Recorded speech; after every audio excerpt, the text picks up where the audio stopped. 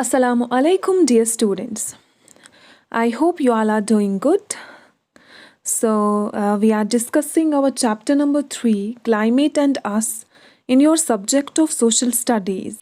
And आज का हमारा सब टॉपिक है फैक्टर्स दैट इन्फ्लुएंस क्लाइमेट, यानी कि वो फैक्टर्स, वो चीज़ें जो हम कुदरत में देखते हैं, वो कैसे हमारी क्लाइमेट पे असर करती है और हमारा क्लाइमेट कैसे चेंज होता है।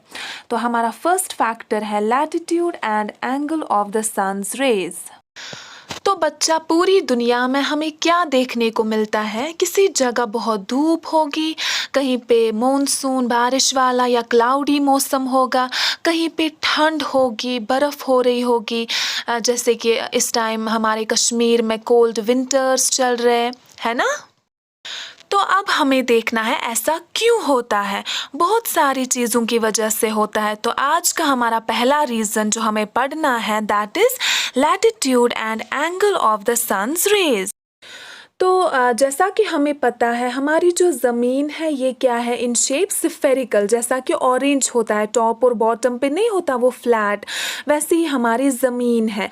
इसके अलावा आप ये याद रखोगे कि ये तो पता ही है हमारी ज़मीन किसके इर्द गिर्द घूमती है, सन के इर्द गिर्द। और आप बच्चा, यू हैव टू रिमेंबर कि हमारी जो ज़मीन है इसके बीच एक लाइन गुज़रती है जो मैं आपको ग्लोब पे दिखा रही थी लास्ट टाइम।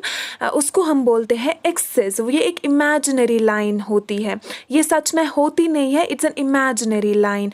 तो ये जो एक्सिस पे जो हमारी ज़मीन है ये थोड़ी सी टिल्टेड है, फाइन, मतलब थोड़ी सी टेढ़ी है, जिसकी वजह से हमारे क्लाइमेट, हमारे जो भी इफ़ेक्ट्स होते हैं ज़मीन पे, सन रेज, ये इन चीज़ों पे बहुत ही ज़्यादा असर पड़ता है।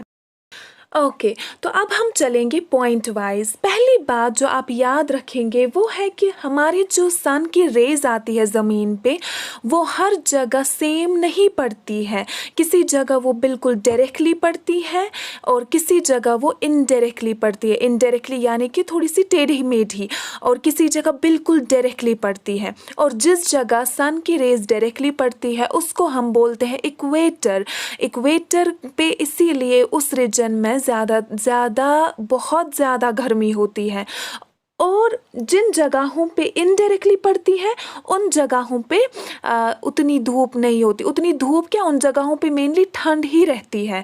Fine, okay, look at this picture. इसमें हम दिखाते हैं सनलाइट, सन रेज कैसी पड़ती है ज़मीन पे। डायरेक्ट सनलाइट जो कि अर्थ के छोटे मोटे हिस्से पे यानी कि इक्वेटर पे पड़ती है, वहाँ पे बहुत ज़्यादा हीट रहती है, बहुत ज़्यादा गर्मी रहती है, और बाकी जो अर्थ का एरिया है वहाँ पे इनडायरेक्टली सनलाइट पड़ती है।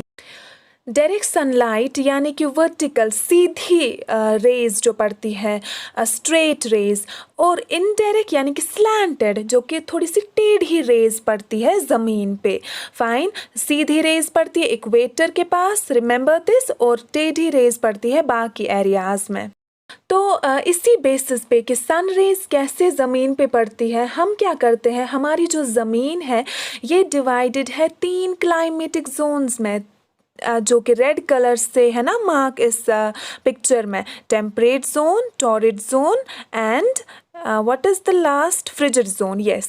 तो first we'll discuss about the torrid zone. Torrid zone वो जोन है जो बिल्कुल इक्वेटर के पास पड़ता है, बिल्कुल closest to the equator. Fine, ये वाला जो जोन है ये किस किस के बीच है, नॉर्दर्न हेमिस्फीयर यानी कि ऊपर ट्रॉपिक ऑफ कैंसर, और साउदर्न हेमिस्फीयर यानी कि नीचे से ट्रॉपिक ऑफ कैप्रिकॉर्न के बीच। ये जो आप ऑरेंज कलर का देख रहे हो ना, this is your torrid zone. इस जोन में क्या होता है, इस जोन में बहुत ही ज़्यादा गर्मी रहती है। it have a hot and wet climate, ठीक, क्योंकि जो सन की रेज है वो इस जोन पे डायरेक्टली पड़ती है, इसीलिए। देखो बच्चा, आपको ये याद रखना है कि जिस जगहों पे डायरेक्ट सनलाइट पड़ती है वहाँ पे ज़्यादातर समर्स होते हैं, और जिन जगहों पे इनडायरेक्ट पड़ती है वहाँ पे ज़्यादातर विंटर पाया जाता है।